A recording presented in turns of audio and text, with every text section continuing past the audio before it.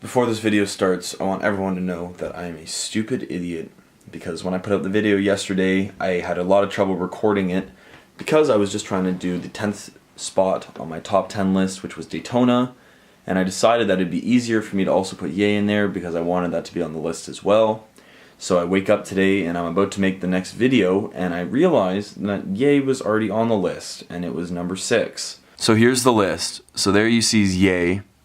And it's number 6. So what I might do is I'll put Ye down here and shift everything up one, and then do a new number 9. So, alright, I figured out what we will do today because I'm really good at solving problems and also creating them. I've decided we will do an Honourable Mentions video today, which is going to be alright because you'll know what albums are not going to be on the list further on. Doesn't matter, let's just get into it now. Jeez, okay, I have my trusty old thing, whatever, yeah, on me. Okay, Jesus, this is a really misguided video. Like, if my content isn't already kind of just in the air and like hard to follow, like this is gonna be bad. Let's start things off. So, in the first of the honorable mentions, and it doesn't really matter, it's in no particular order, let's start with Astroworld, and I might have to clarify because I did already talk about it a little bit on a previous video. Play a clip. Astroworld was really weird because I feel like with everyone else we were expecting this amazing project and we all had this idea of what Astroworld was going to be in our head, and then we get to the actual project and it was a lot different. Not necessarily bad. In fact, I actually did enjoy Astroworld a bit, not nearly as much as I'd enjoyed his other projects. So I will start out by saying that I do enjoy Astroworld. That is something that I actually feel. In that video, I did say that I didn't like it as much as his last projects because it came lackluster, because I really do think that Birds in the Trap, Sam McKnight, and Jack Huncho are like really excellent. They would be really high on this list if they came out this year. The problem with the album would be that it just kind of falls short to what Travis has put out before, which kind of holds it back as a project, but shouldn't really have an effect on the project's likability. Likability? What does likability mean? Legibility means... No, cunt. What does likability mean? Here's what I found on the web for what does likability mean. Okay, cool. It shouldn't define its likability as an album. In fact, that's something that I kind of wish that I thought about more when doing that video. Astroworld tackles a little bit differently than his other projects. It's a lot more spacey and up in the air and kind of like you're tripping through.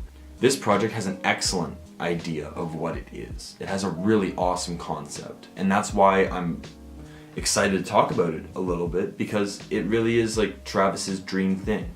He wanted to do Astroworld for so long, and this was an album that has been teased and teased for years. I mean, you can go on the internet to any place that has like a Travis Scott fan base, and they used to always like wait for the drop of Astroworld. Every week they would suspect it and they would get really let down. So there's been a lot of hype behind this album. My favorite songs include Skeletons, Wake Up, Coffee Bean, Houston Fornication, Stargazing. There's a lot. Sicko Mode, you know, it slaps. Even though I'm not a huge fan of Drake, it's still a really good song. I literally have the fucking list here, and like I like R.I.P. Screw. I don't like Yosemite. That's probably an unpopular opinion, but hey man, my channel. The only gripe I really have with this project is Butterfly Effect being in it. It doesn't really fit that well. It kind of just comes in a weird time, and I understand putting it in because it has like some kind of thematic correlation with the album, but it really doesn't fit in its spot in the album when you listen through to it. So, I'm not saying this project is bad. I'm not saying this project is perfect. I'm just saying that this is a really good project. Travis Scott, once again, has fed us, his children, and there's really nothing else to say about that. Next up, Vince Staples' newest project, FM. And this thing is like really fun to listen to. In the same way that I said Daytona is a quick little project that packs a potent punch. I don't know what the word for that was, but FM also kind of focuses on rap and just straight bars. This thing is really quick, as well as Daytona, a little bit longer, but it features these interludes that kind of give us this environment or this theme and kind of makes the album tie up really nicely as a whole. The theme of the album is it's a radio station, hence the title FM, and all the songs have this feeling of like a street party in the summer. Now, obviously I'm not the kind of person that would be able to fully empathize or relate to what Vince Staples is talking about, seeing that he grew up in Southern California, I believe. Yes, I was correct. He did live in California. So, as I was saying, I don't really understand or relate to what he's talking about in these songs, but I can definitely get the picture he's painting. He's doing a really good job. Every song comes in viciously. It just starts and has a lot of groove to it usually, with these filthy choices for percussion and this heavy bass in a lot of songs. Somewhat catchy choruses, and some of them are a little hit or miss by not like really getting the attention and keeping the energy that Vince brings to the table, but still, this album really does a good job of keeping consistency within the tracks. In the interludes, we have an Earl Sweatshirt mini verse and a Tyga skit, as well as this theme of people talking like it's a radio show and that they're gonna keep moving into the next song. It really does have this cute little approach to it, even though it has some pretty mature subject matter in it, and I really do appreciate it because it's fun. It's kind of infectious to listen to. Like, a lot of the beats are stuck in my head and I can just like feel myself grooving to it even when I'm not listening to it. It does a really good job of just being an album. Like what I would consider an album as like a collection of songs that all have like some kind of theme that keeps them together. And that's something that I really appreciate in this album, is that it is so consistent with itself. Ooh, I'm fucking excited for this one. Next up, I want to talk about Lady Lady, which is Masego's latest project, also the first project I've ever listened to by this guy, and I am fully blown away by it. This thing is amazing. Okay, why isn't it in the top 10 list? Well, that's because there are a lot of errors in it, but the things it does good are the things it does great. It's perfect in a sense. Like, if you completely disregarded the negatives, even though I said there are a lot, if you completely ignore them, this would easily be my favorite album of the entire year, no doubt. However, it does have these negatives that just hold it back, but I just want to talk about strictly the positives because this is an album that I think people should listen to. This album tackles this idea of love and like in such a very smooth and velvety way. A lot of the songs have these brass instruments or a piano and this kind of soulful groove to it that just make this R&B really sweet and savory. It's like sexy in a way. The way he sings and the way he uses his voice and the words he uses are just angelic. Not in the same sense that Daniel Caesar is on his Freudian project, but more in a sense of like sexy and like lustful. This album has this really awesome sense of just hunger and like sex, this drive to just be infectious and infectious to someone else. For example, one of my favorite songs, just because it's just so beautiful, Black Love, is just this hypothetical, imaginatory world where he's getting married and it's his marriage day or his wedding day, and he's just thinking of seeing his family and like two people who completely love each other, and it paints this beautiful, like, amazing picture of like what love can be depicted as in like these fantastical worlds. Another song that is kind of on a different spectrum would be the song Old Age, which has this amazing bass riff through it that just is so catchy. You also have a feature from Sir, and this song is not really about like this sympathetic, beautiful love between two people, and it's more of the love making between, and it's a comparison between older women and younger women. The chorus is kind of funny to me because it's like age ain't nothing but a number, but they're talking with the opposite side of the spectrum as opposed to the you know what I mean. They're talking about old women, and there's just a lot of funny one-liners in this thing. It's groovy, it's catchy, he's singing his heart out, he's just having fun on it, and Sir's feature is awesome as well. Probably one of the songs that actually got me to listen to this project is called Tado, and I don't really know how to say it, but I know how he sings it, and this song is just really catchy. It's got this really awesome chorus. I want to thank Peyton because he's the guy who showed me this fucking song, and that's the only reason I listened to this album.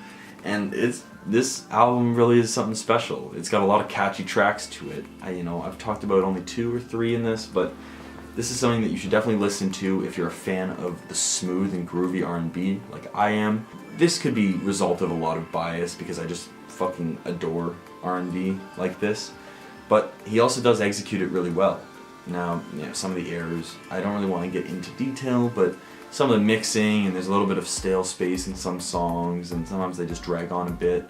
His choices of instruments and sometimes it's a little bit strange, but this is also his first real project, so to see this come out just makes me excited for the next one, because whatever direction he takes it in, he's definitely going to keep this beautiful spin on it, and he's got the voice to back him up. So that's all I really have to say about Lady Lady.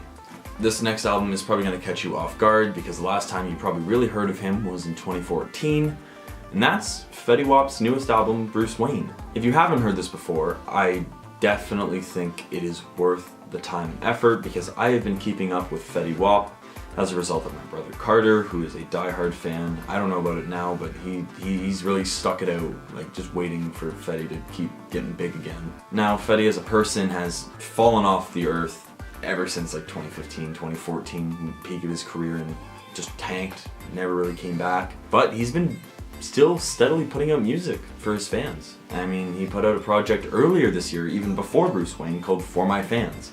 And that also has a few good songs, but not nearly as good as Bruce Wayne is. Bruce Wayne is really, really catchy. People can get bored of Fetty Wap, and I will admit that I do get bored of his voice after a while, but this Bruce Wayne project takes all the perfects from his voice, all the benefits, all the good things about his voice, and condenses it into this really awesome little project. With only like maybe one song that I really am not a huge fan of, but I can still listen to. This whole thing is packed with these catchy, just infectious mixes of R&B and hip hop with his like awesome, 1738 shoutouts and his wacky voice and his creative style. Fetty Wap is one of those artists that just does weird things, and most of the time it works well in his favor. This project is saturated with probably my favorite tracks of Springtime when it came out. I started my vlog with one of the songs. It's hit some corners. It's mostly in the beat that is used. The beat just has this awesome like summertime vibe for me, and Fetty Wap is just singing so perfectly on it. Like, the amount of effort he puts in, it's almost like it's seamless for him. Like, he really doesn't have to try and sing that hard, and it still comes out perfect for me. Another song I like, So Different, which lots of people who I've played this song to don't like the way he sings on it, but I think it's like amazing. He's got this really weird flow, and the way he's singing with his voice is strange, and he's never done it before, but I think it's amazing. I really do enjoy that song. We have harder songs like Weston, which is more like a trap style Fetty song. We've heard that before. Then we have songs like Starstruck or Strawberry Kush. It sounds like a weird hybrid of trap with future house, which is a genre that I also really like. So it could be a little bit of me just being biased towards that, but this album is definitely not one you want to sleep on. I think it's worth it to listen to this because Fetty Wap is a good singer, and he has been putting out some fairly alright projects for a while with some good songs in there, and I'm just glad to see a project that has like mostly good songs in it. I know that Fetty Wap is an artist that I'm going to keep listening to because I tend to enjoy his music even if no one else really knows who he is, and I think he deserves a little bit more publicity. This guy's been putting in work, and he's been feeding the fans that love him still, so I can only respect that. And then finally, I don't really need to talk about this album that much. I did have a review coming, but I deleted a lot of footage by accident, and I've just never had the time to redo it. But that's actually Takeoff's latest album, The Last Rocket, and this thing is really good. Like, I don't know why people aren't talking about it that much. It's like a really fucking strong solo project, especially from Amigo. I mean, I had a feeling Takeoff would have a really good album compared to Quavo, and well, we haven't seen Offset's yet, but I'm sure Takeoff is probably better than that, because Takeoff is one of the most talented in the Migos, and he is the most talented. I'm just trying to tiptoe around a confident answer here, but he is easily the best of the Migos. He's one of the strongest, and this album is just insanely well done. There's like minimal filler, if not any. It has this really cool theme of like space, and it really keeps to it through the entire album. It It has this awesome like underlying quiet and like spacey vocals, and like Takeoff's ad-libs are on point but not too oversaturated, and the features are great. I mean, what more could you want from a Migo album? Takeoff is definitely someone that needs a little bit more recognition. Quavo is the most popular, and Offset's been said to have a ferocious flow, but in reality, Takeoff has all the best assets of the group, but he's not that popular because he's kind of like the guy in the background. Maybe that's due to him being left off Bad and Bougie. But more importantly, I think this is an album you should listen to. I highly recommend it. It is really good. Songs that I really like. The Last Memory is insanely good. Martian I like. And Infatuation, which is surprisingly one of the weirdest songs Takeoff has ever put out, but like one of the most perfect songs I've ever heard from Takeoff. Like I love it, but I don't know why. You're gonna have to listen to it yourself. You're not gonna be expecting it, and you probably will like it. I don't know. It's really catchy. It kind of reminds me of Takeoff's verse from the Calvin Harris album last year. So with that, I think we have really, stretched this video out long enough. I hope I talked about albums you have never heard of before, and I hope I give you some new music to listen to. And if I also talked about an album hopefully I did a good job of representing it. I'm sorry that I fucked up. So I guess tomorrow we will continue with the 8th best album. I don't know why I'm an idiot and put Ye as number 10 instead of number 6. The next couple albums are going to be great. I'm excited, and I'm going to have to pre-record them because I'm going to be flying home tomorrow. So thank you very much for watching the video. Blah, blah, blah, blah, blah. You want to discuss music, do it in the comments. I will talk to you as soon as I can. And that is it. Thank you very much. I hope you enjoyed this Honorable Mentions video. You are so different, you blow my mind. Ow, ow, ow. Just let me kiss your lips one more time. Ow, ow.